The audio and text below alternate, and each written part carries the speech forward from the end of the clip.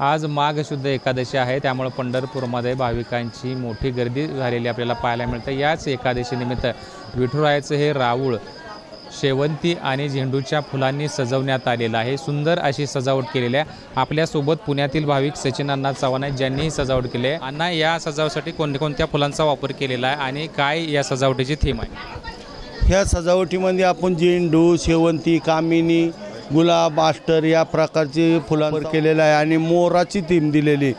आपला काहीतरी वेगळं आगळं करायचं म्हणून आपण मोराची थीम दिलेली आहे। दरवर्षी तुम्ही ही पुष्पहाराची सेवा करत असता, यंदा किती टन फुलांचा वापर केलेला आहे? आपण 2 टन फुलांचा वापर केला आहे। जवळजवळ 6 ते 7 वर्ष झालं आपण ही सजावट करतो। 2 टन फुलांचा वापर केलेला आहे। 6-7 वर्षापासून पुष्प सजावटीच्या माध्यमातून सचिन अण्णा चव्हाण हे मंदिरामध्ये सेवेत आज 2 टन विविध प्रकारची फुलं वापरून ही विठुरायाच्या मंदिराची सजावट केल्याचं आपल्याला पाहायला मिळतं। कॅमेरा पर्सन राजू मिसाळसह सचिन कसबे, झी मीडिया, पंढरपूर।